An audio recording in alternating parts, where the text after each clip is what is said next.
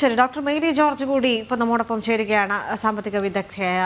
Shri Mary George, ഇപ്പോൾ repo നിരക്കിൽ കുറവ് വരുത്തിയിരിക്കുകയാണ് RBI. 0.25% കുറച്ച് 6% നിലനിർത്തിയിരിക്കുന്നത്. ഈ സാഹചര്യത്തിനെ എങ്ങനെ വിലയിരുത്താൻ സാധിക്കും? ഇത് നമ്മൾ പ്രതീക്ഷിച്ച ഒരു മാറ്റമാണ്. കാരണം കഴിഞ്ഞ പ്രാവശ്യത്തെ മോണിറ്ററി പോളിസി കമ്മിറ്റി റിപ്പോർട്ടിന്റെ സമയത്ത് 0.25 അന്ന് കുറച്ചു. 6.5% 6.25 താഴ്ത്തി. ഇപ്പോൾ അത് 6% താഴ്ത്തിയിരിക്കുകയാണ്. അതായത് ഇവിടുത്തെ ഇൻഫ്ലേഷൻ, ഉപഭോക്തൃ ഇൻഫ്ലേഷൻ, ഓൾ ഇന്ത്യ തലത്തിൽ ഉപഭോക്തൃ ഇൻഫ്ലേഷൻ നിരക്ക് 3.9% കുറഞ്ഞിരിക്കുന്നു. അതേസമയത്ത് കേരളത്തിലെ ഇൻഫ്ലേഷൻ നിരക്ക് മോണിറ്ററി പോളിസി കമ്മിറ്റി തീരുമാനിച്ച 4-6 ആ റേഞ്ചിനും മുകളിലാണ് ഇപ്പോഴും കേരളത്തിൽ ഉപഭോക്തൃ വില. എങ്കിൽ പോലും ഓൾ ഇന്ത്യ തലത്തില് ഉപഭോക്തൃ വില 4-6 എന്ന ആ റേഞ്ചിനകത്ത് ആണ് എന്നതുകൊണ്ട് തന്നെയാണ് മോണിറ്ററി പോളിസി കമ്മിറ്റി ഇപ്പോ 0.25 കുറവ് വരുത്തിയിരിക്കുന്നത്. അതായത് കൂടുതൽ വായ്പകൾ ലഭ്യമാകും. റേറ്റ് ഓഫ് ഇൻട്രസ്റ്റിലെ കുറവ് വന്നതുകൊണ്ട് തന്നെ ബാങ്കുകളിൽ നിന്ന് കൂടുതൽ വായ്പകൾ പോകും. അതുപോലെ നമ്മുടെ വ്യാവസായിക വ്യാപാര രംഗങ്ങളിലൊക്കെ ഇതിന്റെ അനുരണനം ഉണ്ടാകും. അതായത് കുറച്ചുകൂടി ഇക്കോണമി ചലിക്കും, ചലനാത്മകമാകും റേറ്റ് ഓഫ് ഇൻട്രസ്റ്റ് കുറഞ്ഞതുകൊണ്ട്. ഇതുവരെ മടിച്ചു നിന്നവർ, വായ്പ എടുക്കാൻ മടിച്ചു നിന്നവരും വായ്പകൾക്കായി മുൻപോട്ട് വരും. അപ്പം അതായത് ഇപ്പൊ GDP ഗ്രോത്തില് കാണുന്ന അതായത് സ്ലോനെസ്, പതുക്കെ പോക്ക് കുറച്ചും കൂടി കുറച്ച് അത് ഗ്രോത്ത് മാഗ്നിഫൈ ചെയ്യാൻ, ഗ്രോത്ത് ഒന്ന് വേഗത്തിലാക്കാൻ ഈ റീപ്പോ റേറ്റിലെ കുറവ് തീർച്ചയായിട്ടും സഹായിക്കും. ശരി, ഡോക്ടർ മേരി ജോർജ് തുടരുക. ഇപ്പോൾ ഐസൺ കൂടി ചേരുന്നുണ്ട്. ഐസൺ, തുടരാം. ഡോക്ടർ മേരി ജോർജ് കേൾക്കാമോ? കേൾക്കാം മാഡം, ഇപ്പോൾ നമുക്ക് ലഭ്യമാകുന്ന വിവരങ്ങൾ അനുസരിച്ച് പണപ്പെരുപ്പ് നിരക്കിൽ കൃത്യമായൊരു നിയന്ത്രണം സാധ്യമായിരിക്കുന്നു എന്നാണ് RBIയുടെ ഗവർണർ അറിയിച്ചിരിക്കുന്നത്. ഈ പണപ്പെരുപ്പ് നിരക്കിൽ നിയന്ത്രണം, അതായത് 4% താഴെയാണ് വരുന്ന സാമ്പത്തിക വർഷം പണപ്പെരുപ്പ് നിരക്ക് കണക്കാക്കുന്നത്. അത് കൃത്യമായ ബ്രേക്കപ്പുകൾക്ക്, ഓരോ ക്വാർട്ടറിലെയും ബ്രേക്കപ്പുകളെല്ലാം തന്നെ ലഭ്യമാകുകയും ചെയ്യുന്നുണ്ട്. ഈ നിലവിലെ പണപ്പെരുപ്പ് നിരക്ക് നിയന്ത്രണ വിധേയമായതിന് പിന്നിൽ ഏത് സാമ്പത്തിക നയമാണ് പ്രയോജനപ്പെട്ടത്? അതായത് ഈ സമയത്തെ പണപ്പെരുപ്പ നിരക്കിലെ കുറവ് തീർച്ചയായിട്ടും മോണിറ്ററി പോളിസി കമ്മിറ്റിയുടെ ആ റീപ്പോ റേറ്റ് കുറയ്ക്കാതിരിക്കുക. അതായത്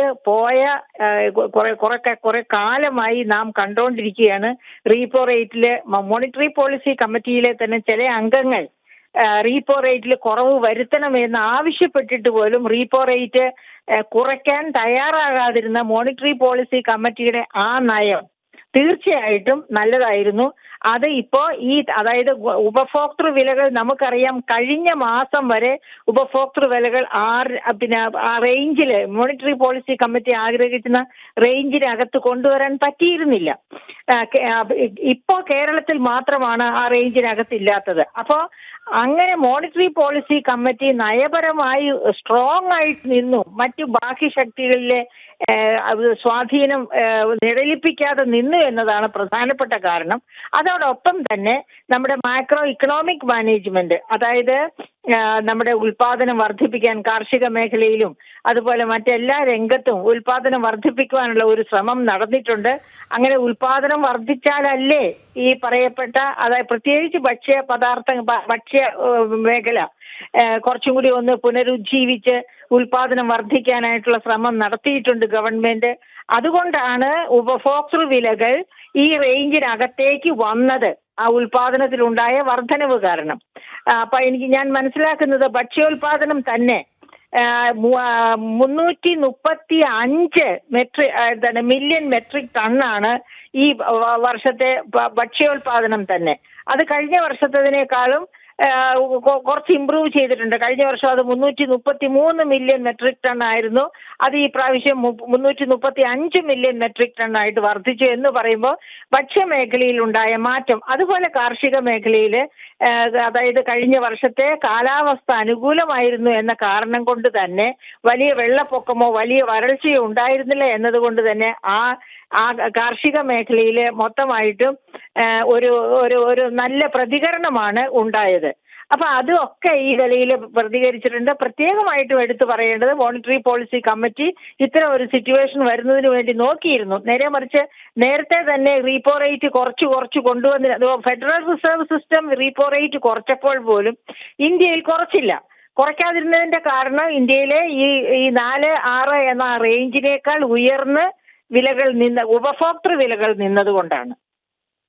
തീർച്ചയായും മറ്റൊരു സുപ്രധാന ഘടകം കൂടി ഡോക്ടർ മേരി ജോർജിൽ നിന്ന് അറിയേണ്ടതുണ്ട്. കാരണം GDP ഗ്രോത്തിൻ്റെ ആ ഒരു ശതമാനം 6.5, അതായത് വരാനിരിക്കുന്ന 2025-26 വർഷം 6.5 ആയിരിക്കും. അത് ക്വാർട്ടർലി നേരത്തെ മാഡം സൂചിപ്പിച്ചതുപോലെ 6.7, 6.6% രണ്ടാം പാദത്തിലും മൂന്നാം പാദത്തിലും എന്ന് സൂചിപ്പിക്കുന്നുണ്ട്. സ്വാഭാവികമായും അത് ഭക്ഷ്യോൽപ്പന്നത്തിൻ്റെ ആ ഒരു വളർച്ച തന്നെയായിരിക്കും ആ ഒരു കണക്കിന് കാരണമെന്ന് നമുക്ക് പ്രാഥമികമായി മനസ്സിലാക്കാൻ സാധിക്കുന്നുണ്ട്.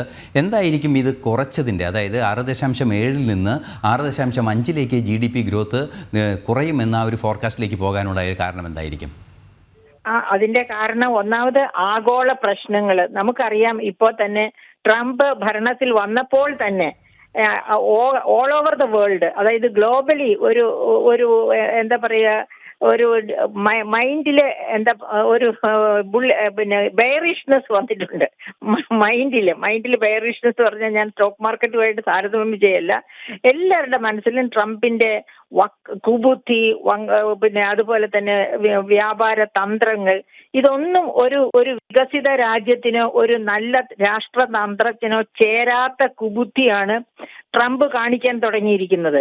അപ്പൊ അതും പിന്നെ വ്ളാഡിമിർ പുതിന്റെ സ്വഭാവവും ഒക്കെയും കൂടി കൂട്ടുമ്പോൾ നമുക്കറിയാം ആഗോള തലത്തിൽ കാര്യങ്ങൾ അത്ര ശരിയല്ലെന്ന്. അപ്പൊ അങ്ങനെ ഇരിക്കെ അതുകൊണ്ട് തന്നെയാണ് നമ്മുടെ ഗ്രോത്ത് റേറ്റ്, അതായത് 3-4 ക്വാർട്ടറിൽ ഒരു പക്ഷേ ഗ്രോത്ത് റേറ്റ് കുറഞ്ഞു പോയേക്കാം, GDP ഗ്രോത്ത് റേറ്റ് കുറഞ്ഞു പോയേക്കാം എന്ന ഒരു കണക്കുകൂട്ടൽ തന്നെ ഉണ്ടായത്.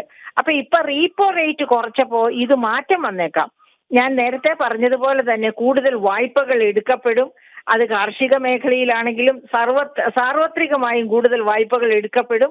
അത് ഒരു പക്ഷേ ഇക്കോണമിക്ക് നൽകുന്ന ആ ഉത്തേജനം നല്ലതായിരിക്കും. അങ്ങനെ ഒരു ഉത്തേജനം ഉണ്ടാകുന്ന പക്ഷം തീർച്ചയായിട്ടും നമ്മുടെ GDPയുടെ ഗ്രോത്ത് നമ്മളിപ്പോ വിചാരിച്ചിരിക്കുന്നതിനേക്കാൾ മെച്ചപ്പെട്ടേക്കാം. അവിടെയും ഒരു കണ്ടീഷൻ ഉണ്ട്. ഈ ട്രംപിന്റെ ഈ മായാവിദ്യകളൊക്കെ തടസ്സപ്പെടുത്തി നിർത്താൻ ലോക മനസാക്ഷിക്ക് കഴിയുമെങ്കിൽ